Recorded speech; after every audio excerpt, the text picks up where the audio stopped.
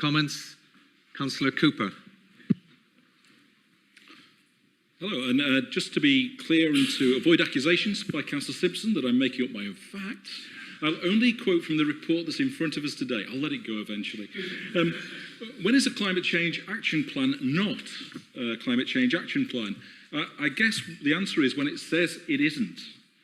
The report says the climate change action plan is not a list of firm commitments, investment proposals, or instructions at this point in the process. But it does set out detailed actions that can be taken by the Council, key partners and members of the wider community to help deliver the district's net zero climate ready target. Now, I don't know about you, but that does not sound like an action plan to me. And what consequences flow from the plan? For instance, costs, risks, legal implications, the report says. As this version of the Climate Change Action Plan is not a list of commitments and instructions at this stage of the process, there are no costs associated with its approval. Furthermore, it says, as this version of the Climate Change Action Plan is not a list of commitments and instructions at this stage of the process, there are no costs associated with its approval. Furthermore, it says that there are minimal risks associated with the publication of the plan due to the non-committal nature of the Climate Change Action Plan. And on legal implications, as the Climate Change Action Plan shown in Appendix 1 of this report is not a list of commitments and instructions, there are no broader legal implications in the approval of the plan. Now, I am disappointed that there are no implications from this report. I want the report to be consequential. I want it to be important. I want it to be substantial. I do the report a slight misservice, as there is a risk identified. It says the core risk with the climate change action plans comes primarily from potential communication and publication of the documentation, specifically associated with a positive and negative response expected from the public and partner organisations, such as the Kirklees Climate Commission. So when you're expecting a possibly poor response from your principal partner, the Kirklees Climate Commission, you've got to be asking yourself some serious questions as to why you've got in this place.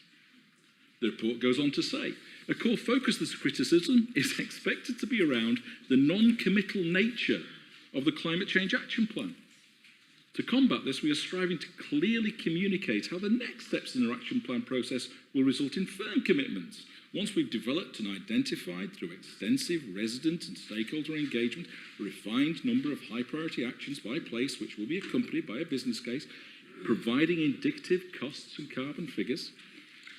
In a strange way, I'm reassured by this report. Reassured because I have heard certain cabinet members saying how we are one of the best councils in the country on addressing climate change. I tell you now, we are not.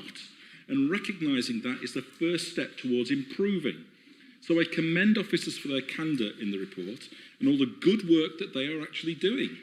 But I'd like a clear understanding from cabinet members of when we will have a real climate change action plan, given that we are nearly 4 years since the council declared a climate emergency. I was a bit bemused by this statement in the report. Kirklees Council have and will continue to deliver a young person's climate festival, helping educate, inform and give young people a chance to get involved with the various environmental initiatives taking place across Kirklees.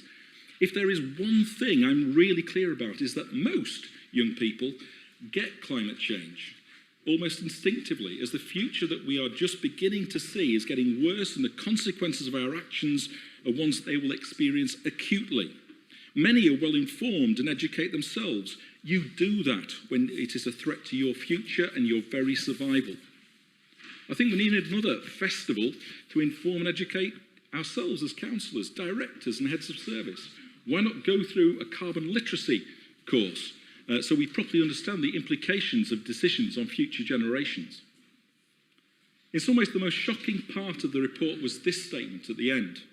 Review by portfolio holders. Councillor Simpson, Green and Clean. Councillor Davis, Environment. And Councillor Mather, Corporate, were consulted and had no comments on the options or recommendations put forward in this report. What, nothing? Zilch? Nada? Arguably the most important document about what we are doing locally to address climate change, and our Kirklees cabinet members had nothing to say. Utterly shocking.